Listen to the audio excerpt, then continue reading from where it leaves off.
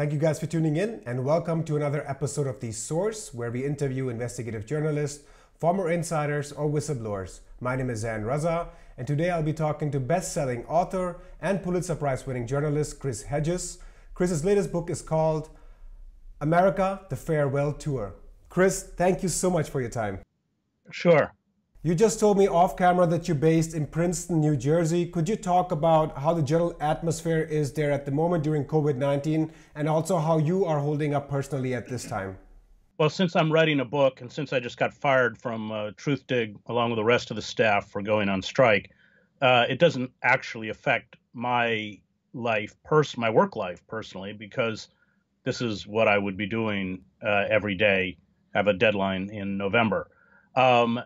Princeton, which is a university town, is taking the COVID-19 very seriously.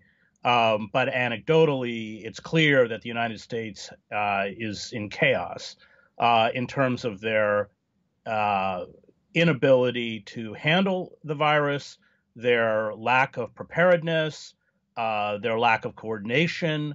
It's just a disaster. I have had three close friends who have had COVID-19. One, Joe Sacco, the great cartoonist, was quite ill. Thankfully, he's much better. They were never tested. One of them was a doctor. They were never tested. It's clear that the priority among the ruling elites in the United States is to reopen the economy no matter what, which means that the virus will just come in wave after wave, cluster after cluster.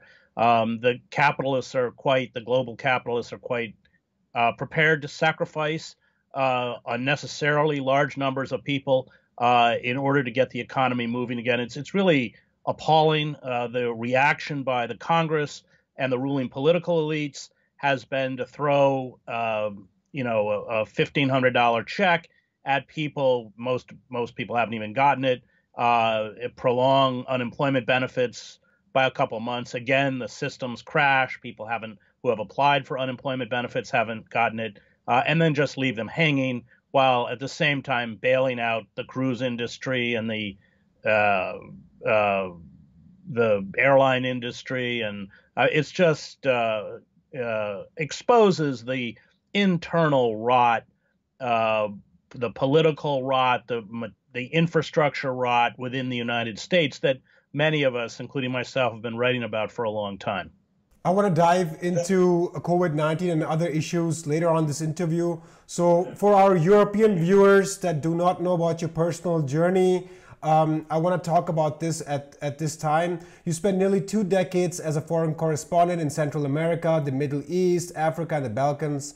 All in all, you've reported in more than 50 countries for mainstream outlets, including the New York Times. You were part of the New York Times team of reporters that was awarded the Pulitzer Prize in 2002 for your global coverage on terrorism. Talk about your personal journey, the lessons you were able to draw from it, and then the last part of the question, why you left the New York Times. Well, I began as a freelance reporter in Central America. I covered the war in El Salvador for 5 years. And as you pointed out, spent 20 years overseas, 15 of them with the New York Times, mostly in conflicts. I was 7 years in the Middle East. I was the Middle East bureau chief for the New York Times. I covered the war in the former Yugoslavia and Kosovo. I was the Balkan bureau chief for the New York Times, always in places where there was tremendous oppression, often violence. Months of my life in Gaza. I'm an Arabic speaker. And that was my career. I came back to the United States and was very vocal in my denunciations of the call to invade Iraq for all of the now obvious reasons. I'd spent, months and months in Iraq. I knew the Middle East. I knew the fiasco that this would engender, not to mention the incredible human cost of these endless wars.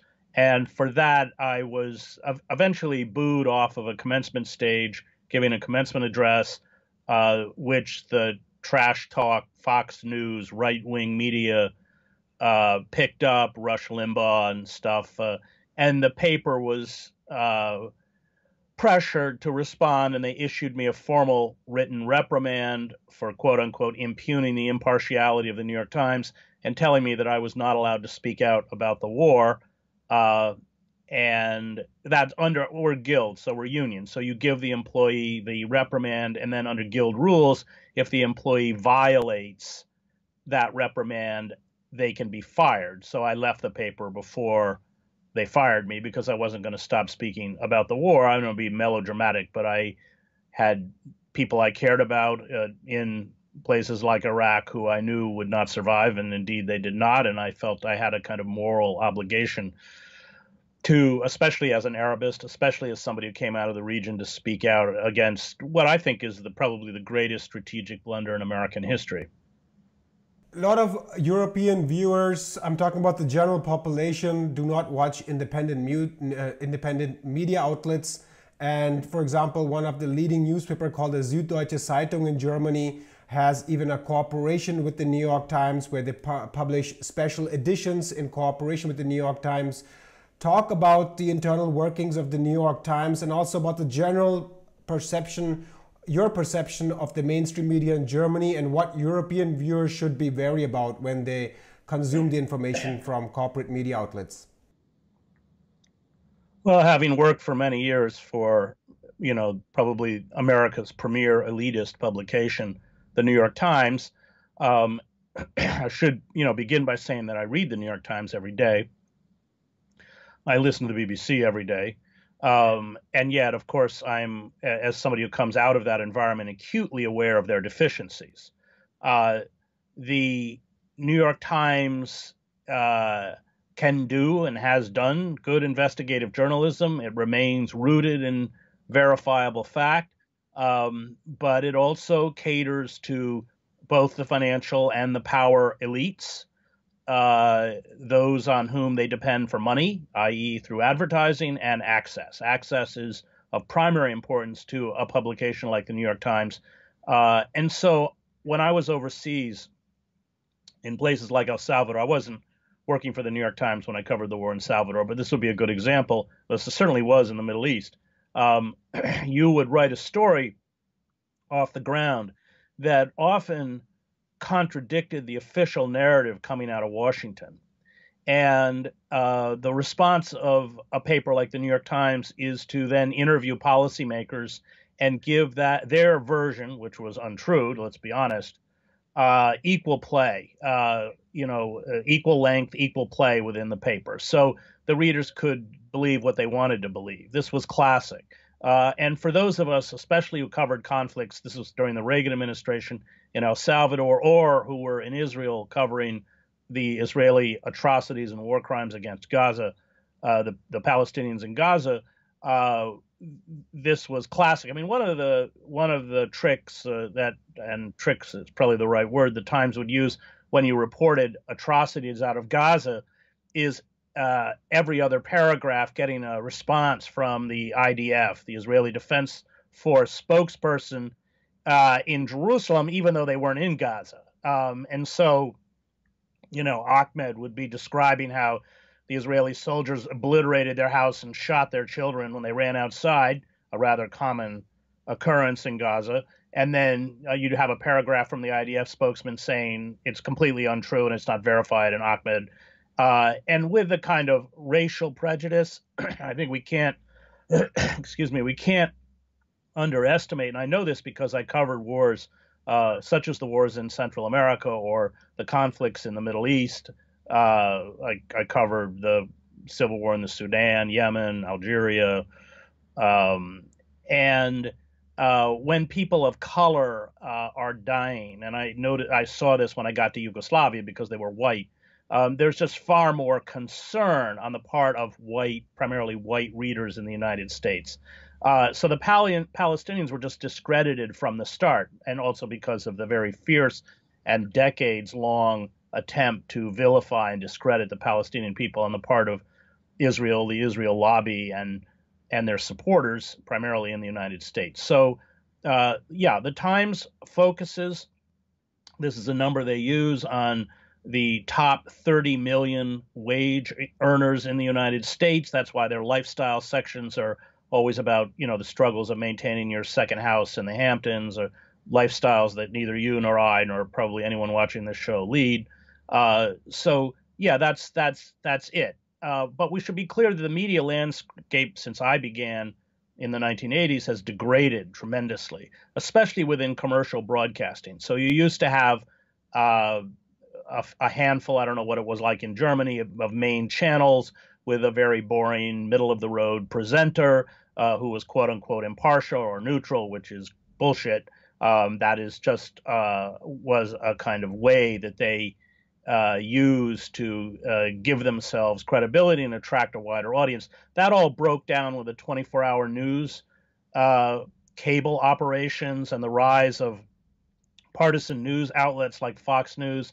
So everybody's become partisan. CNN's become partisan. MSNBC becomes partisan. I don't think MSNBC is any better than Fox News.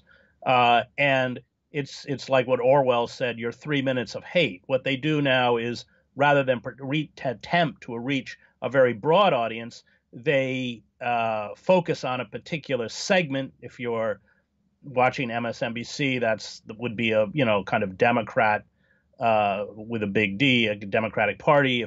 If you're watching Fox or CNN, would be the same. And it's really about selling hate and vitriol, and also turning politics into a kind of sports event. If you look at the way they set up their roundtables, it's their host with 3 or 4 commentators who can never come to agreement and always fight over stupid and inane things. It's just like the same thing we do when they do, a football game. It's exactly the same. That looks the same with the scores posted behind this. It's really burlesque and very frightening because it's not news, it's entertainment. And it masks the fact that on almost all the major issues, the 2 ruling parties in the United States, whether that's trade agreements, imperial war, the security and surveillance apparatus, are in complete and total agreement. What they argue about is what Freud called the narcissism of minor difference.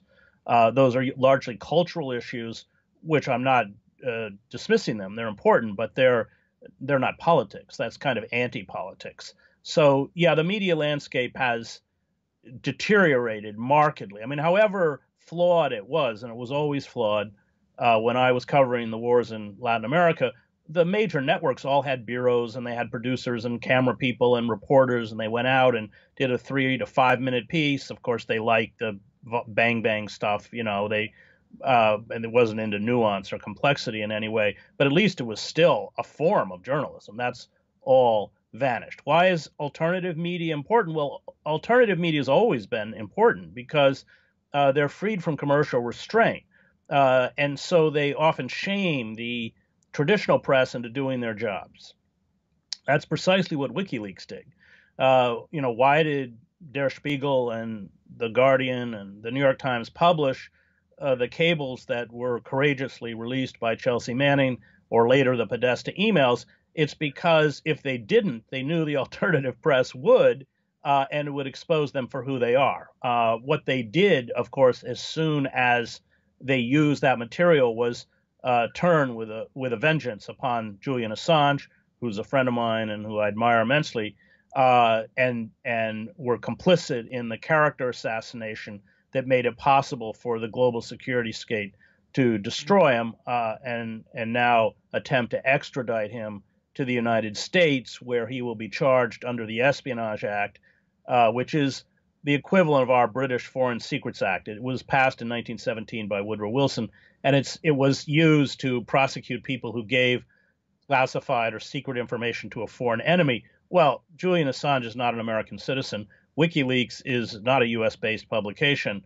It's a complete misuse of the Espionage Act, but is yet one more example of the kind of breakdown of the rule of law, corruption of the rule of law that is endemic now and used by these global corporate elites. And of course, the whole trial in Belmarsh is farcical. The judge is openly prejudicial, prejudiced against Assange and his defense team, and ignoring, I think it's I can't remember, the 1993 Extradition Act, which prohibits extradition for political offense. I mean, so it's all part of the pretense of the rule of law, which gets into a whole other issue.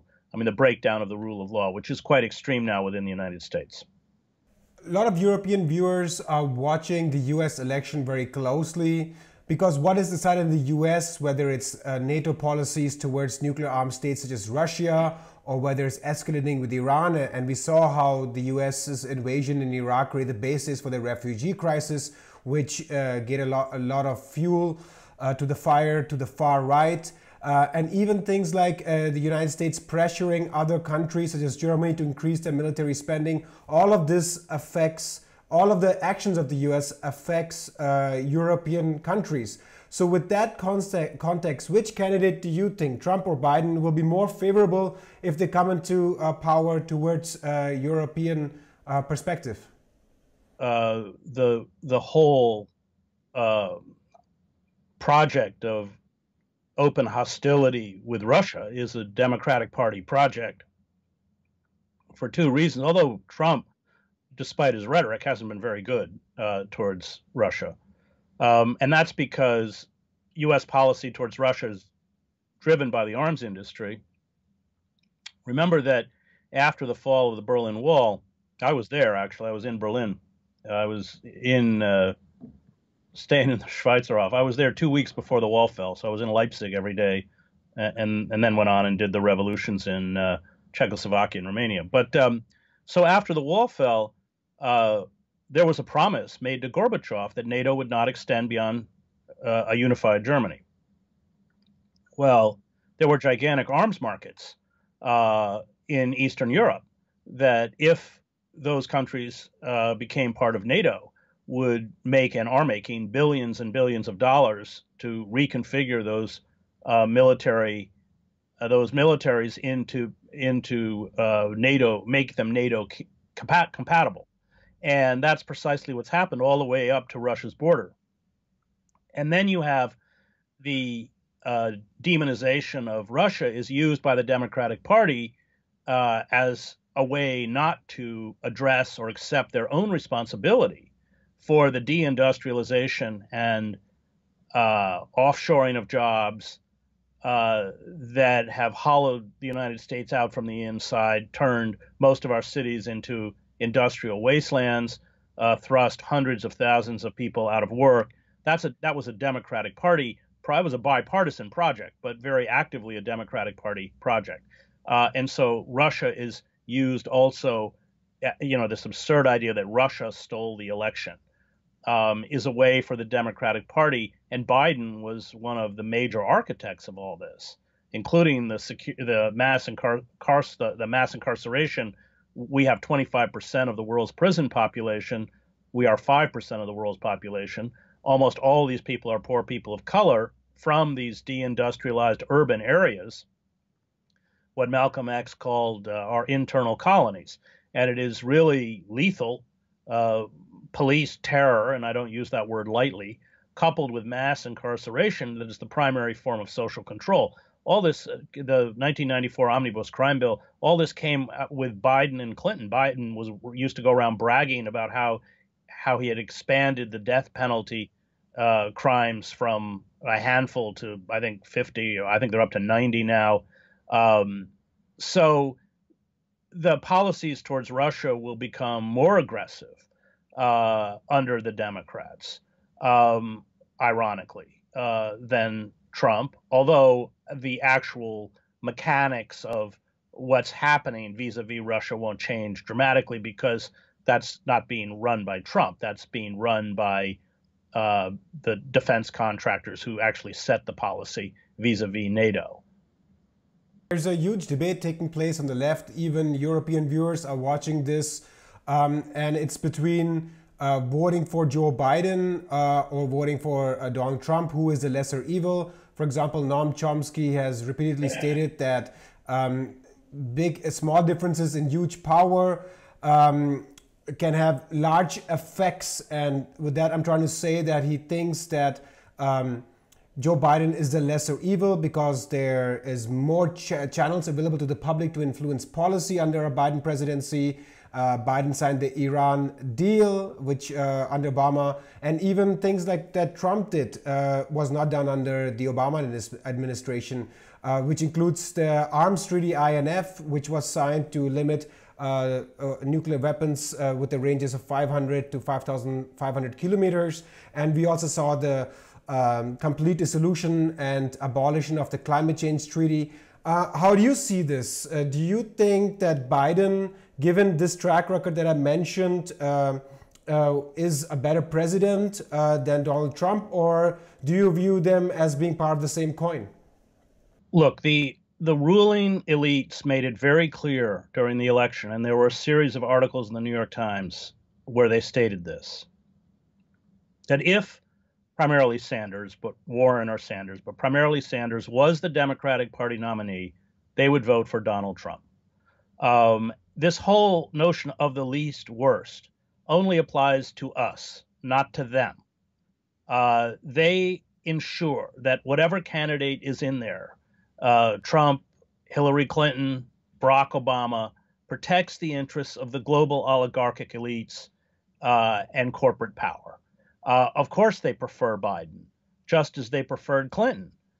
Trump is patently inept and a narcissist and, an embarrassment to the empire. But they know full well that the maintenance of empire will be carried out whether it is Trump or Biden. I, of course, Noam Chomsky and I know Noam and like Noam very much. He is our most important intellectual, but he has always repeated this mantra of voting for the least worst.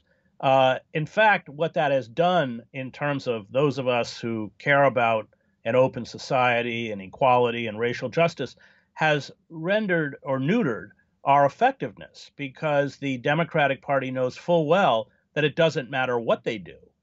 We will comply. We will surrender whatever values we have. The whole anti-war movement, which I was part of, collapsed once Kerry was the Democratic nominee, because we had to get Kerry elected. And so if you don't pit power against power, if you don't put pressures on the center of power, you just move irrevocably further and further to the right. I mean, the Democratic Party in Europe would be considered a far-right party.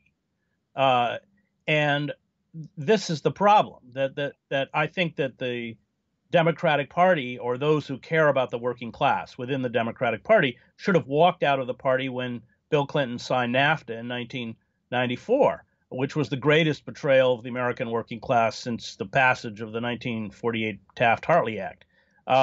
So we didn't stand with the working class. We betrayed the working class. We busied ourselves with kind of boutique activism, inclusiveness, and multiculturalism. I'm not denying that that's all important. It is important that people have rights, whether that's gender rights or anything else. But you can't divorce that from economic justice. And so now you have given rise to these proto-fascist forces gathering around Trump, largely comprised of a betrayed white working class, and they have been betrayed. And their vitriol is especially fierce towards the Democratic Party, which traditionally had at least taken into account their interests. And so that's the problem. So if you look at it in the short term, would Biden be better than Trump? Yeah. But the fact is, the mess we've gotten into is because progressives and the left didn't stand with the working class as it was being decimated. And that working class found its voice in a demagogue like Trump. And that isn't going to change. I mean, Trump is the symptom. Trump is not the disease. I saw that in the former Yugoslavia when we vomited up these figures like Radovan Karadzic and Slobodan Milosevic and Franjo Tuđman. That's what happens when society seize up and a cabal takes power. You can go back and look at Weimar. Exactly the same kind of situation. I'm not saying that Trump is Hitler or the Nazis. That's not. But there are lessons to be learned from a dysfunctional, decayed society. And everybody forgets which is also true in the United States, that the erosion of the rule of law in Germany was carried out by Ebert because of the negative majorities within the Reichstag, the inability to function, to the legislative process didn't function. Ebert had decree after decree after decree. Well, this also happened in the United States. And of course, it's what the Nazis used to consolidate power, but they weren't the first to use it. It had been normalized. So the problem is that the political system no longer functions. It's dominated by corporate money. The legislation is written by corporate lobbyists, including the latest quote unquote stimulus package was directed and written by corporate lobbyists. The whole consent of the governed is a joke. Politicians need such massive amounts of money in order to run and stay in office. Where are they going to get it? It's just a form of legalized bribery. And so the danger, and Noam is not doing this, but the danger with reducing it to who do you vote for is to personalize a dysfunctional political system. And I have two disagreements with Noam, and one is on this mantra of the least worst, which just frankly hasn't worked. And of course, I'm a strong supporter of the BDS movement, which he is not. But otherwise, I admire him immensely. I want to talk about the state of the left and break it down into two parts. Part number one is Bernie Sanders had an experience in 2016 when he was sidelined, which WikiLeaks revealed, by the shenanigans of the DNC. Instead, he went on knowing full well, and I talked to Glenn Greenwald about this, and he was very adamant about talking about this point, that he knew full well what the mainstream corporate billionaire media class would do, which you alluded to earlier in our interview. And he also knew how the establishment would attack him in 2020. And yet he decided to, Bernie Sanders decided to try to influence change within the Democratic apparatus. How do you view Bernie Sanders? Is he part of parcel of some criticism as well, or should we just attribute it to external factors like the media and the DNC? So that's part one of the question. Part two of the question is a recent discussion I had with Paul Jay. And Paul Jay said the problem with the left today is that we don't have a vision. When we talk about Medicare for all, well, we have Medicare for all in Canada and in Germany, but there's still child poverty in both of these countries. I know from Germany there's a huge sector of people who get paid very minimum wages. It's called the minimum wage sector, as they say it. So let me summarize the two questions. Number one, do you think Bernie Sanders should receive some criticism? And part two, do you think left intellectuals or the left overall has failed to provide a vision to the population?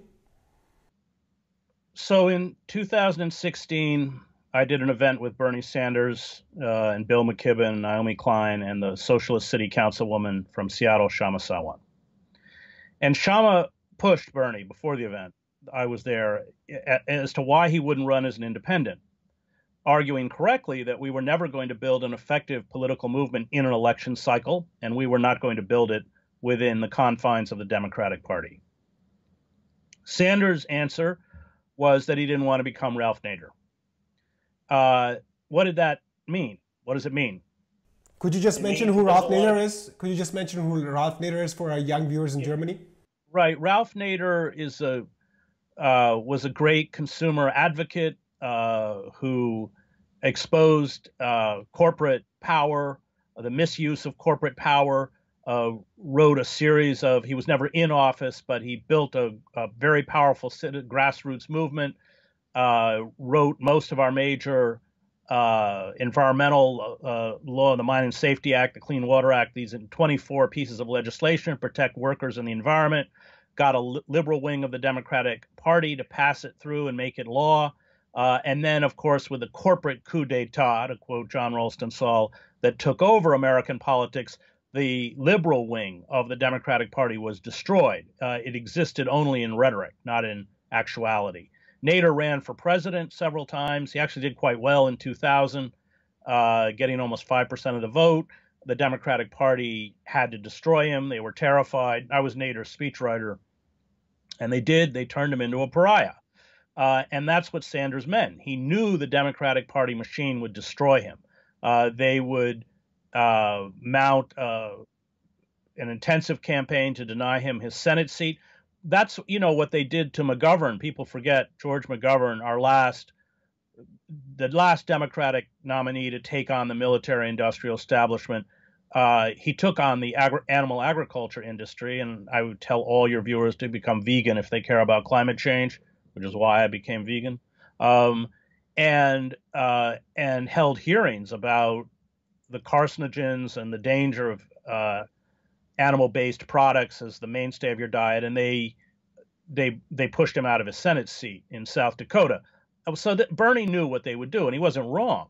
And so he, I think, naively believed that in the period between 2016 and 2020, he would be a loyal party member, which he was. He was endorsing all sorts of neoliberal Democratic candidates who espoused economic positions that he claims to be dead set against. And of course, after the nomination, when many of his people walked out of I was in Philadelphia with Cornel West. We were in a march with homeless people, several thousand homeless people surrounding the Democratic National Convention Center, appropriately named the Wells Fargo Center. And so Cornel said quite presciently to me, Bernie missed his historical moment. Bernie should have walked out, and he should have spent the intervening years building a third-party movement. Would he have succeeded? I mean, having worked with Ralph and seeing how dirty they play, probably not, but he would have been able to begin to build something. Instead, he became a tool of the Democratic Party, which, of course, on the eve of the South Carolina, was it South or North Carolina, primary under Barack Obama's direction, turned on him. He knew the dirty tricks, as you pointed out. The whole Democratic National Committee was fixed against him in 2016, and yet he said nothing. It was left to Donna Brazile, who had been to expose it. And I think it was political cowardice. And now, of course, he's telling his supporters to vote for Biden. I don't think he was. I think it was a miscalculation, a belief that somehow the Democratic Party establishment would ever allow him to be the nominee. And as he was surging at the beginning, they made it clear what they would do. He was never going to get enough votes, 1,900 and something, on the first round. And in the second round, you have quote unquote super delegates. I think there's 700 of them who are appointed by the party. They're all lobbyists and party officials. So it was always fixed. And Bernie just wanted to be part of the club. I mean, one of the reasons Bernie didn't go after Biden on the campaign trail is because socially, especially his wife, Jane Sanders, they're friends with the Bidens. I think Bernie failed us. We don't have any time left. I mean, because of climate change, things are deteriorating at a rate that even climate scientists never predicted. We can't fool around. Do we vote for Biden? Do we vote for Trump? Given the ecocide that is before us and the economic devastation that is, weeks and months away, these kinds of questions are kind of absurd. We have to begin to do what Extinction Rebellion is doing, which is shut the damn system down. And even that may not work. And the second part of the question, do you think the left has also generally failed to paint a vision of the future and have focused so strongly on certain issues? It does seem that when we talk within the left, there's a lot of criticism about our society, and rightfully so, but there's no way to go forward. Do you think that's been the case with the left? Well, I think the left in Europe and the left in the United States are two different entities. And the left in Europe, and you still have communist parties in Europe, fairly strong in France and Italy. You have the Workers' Party. I'm not an expert on Germany, and I'm not going to pretend that, but you do have that. What did they pull about? 5%? The Labor Party. I think the United States is in far worse shape than Europe. We had a very powerful socialist movement, which was just utterly decimated and destroyed over the last century. The whole Red Scare, the red baiting, until what constituted the American left was essentially the Cold War liberal. The person who was kind of liberal on social values, but hawkish in terms of defense and empire. And if you didn't fit within that paradigm, you were shut out. You still are shut out. That's why Chomsky's shut out. Chomsky's given no platform. When I worked at the New York Times, the editor had actually banned Chomsky's name from even if it had something to do with linguistics from the newspaper. So there is no American left. The European left is anemic and weak, but it's far healthier than where we are. And that's what's so frightening, because as we now head towards an economic decline that will certainly rival what we saw in the 1930s, we don't have those forces that we had in the 1930s, including the Communist Party, which gets written out of American history, that was able to build workers and into militant unions and fight back. And it's all gone. And of course, that empowers the very forces within the society that under the rubric of a kind of Christianized fascism will take power. People forget that Trump has an ideological void. Trump doesn't believe in anything. He's just a narcissist. But that ideological vacuum has been filled by the Christian fascists. That's Pence, that's Pompeo, that's Barr, that's Betsy DeVos.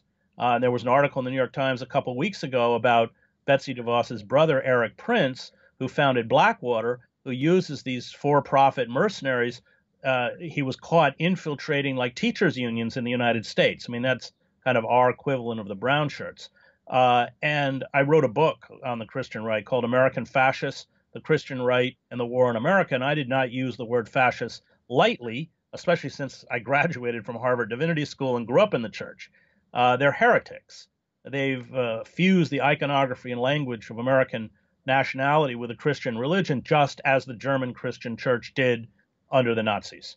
And indeed, my great mentor at Harvard, James Luther Adams, was in Germany in 1935 and 1936 until he was expelled by the Gestapo, working with a confessing church, and saw, long before any of us did, the eerie and frightening similarities between the Christian right and the German Christian church, which of course was outlawed in Germany after the war. So America is in serious, serious trouble because of the seizure of power by corporate interests, the evisceration of our civil liberties under judicial fiat. So, you have this largely through terrorism laws that have been set up initially to go after Muslims who have been seriously persecuted in the United States, but then are then used against everybody, environmental activists, animal rights activists, anybody. And a country where the pretense of democratic participation is rapidly being replaced by, the heel of the boot. It's especially if you go into poor areas of the United States, it's very frightening and very ugly. I mean, we have militarized police in Kevlar vests. 1,000 citizens in the United States are killed, not to mention hundreds more shot and wounded by police every year, and almost all of them are unarmed. This is not reported. I mean, the poor in the United States, who now constitute statistically half the country, live in either poverty or near poverty, have been rendered invisible by corporate media. Nobody sees there. I mean, I did a book with Joe Sacco. We spent 2 years on it, called Days of Destruction, Days of Revolt, written out of the poorest pockets of the United States, including places like Pine Ridge, South Dakota, an Indian reservation, where the average life expectancy for a male is 48. That's the lowest in the Western Hemisphere outside of Haiti, and where 60% of the people don't have running water. This is the United States. It's not the United States the corporate media which seeks advertising dollars and of course is dominated by huge corporations like Viacom and General, like, shows to the American public. But having traveled around this country for all of my books, I report on all my books. It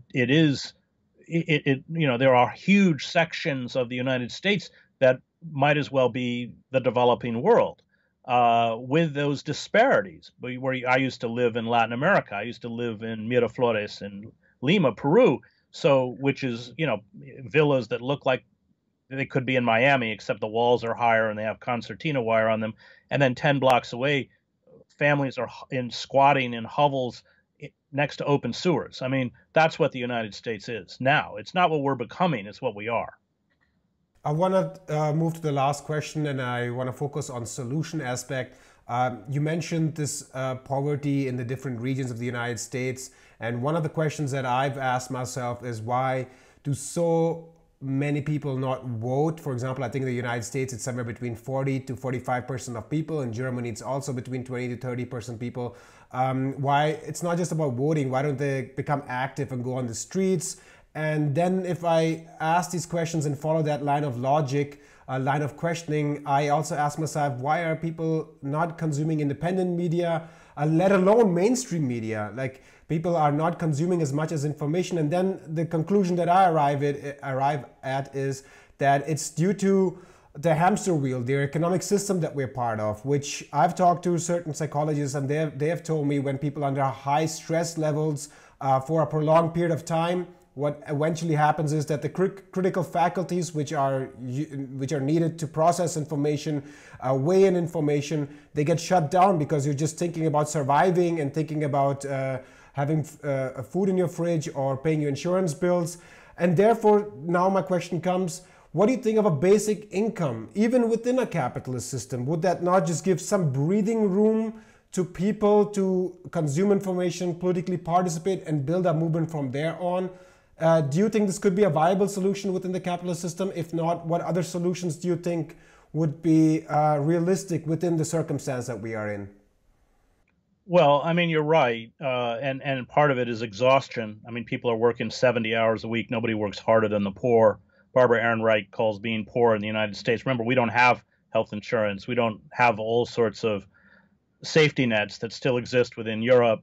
It's just one long emergency. There's that, and the political apathy is due also to the fact that nothing changes. Democrat, Republican, it doesn't make any difference if you're part of the working poor. Nobody's going to disarm the police. Nobody's going to give you a clean, functioning, safe public school and neighborhood. It doesn't matter. They're not wrong. And you're right. I think it's the largest voting bloc. 100 million people don't vote. But they figured out, as Emma Goldman said, that if voting was that effective, it would be illegal.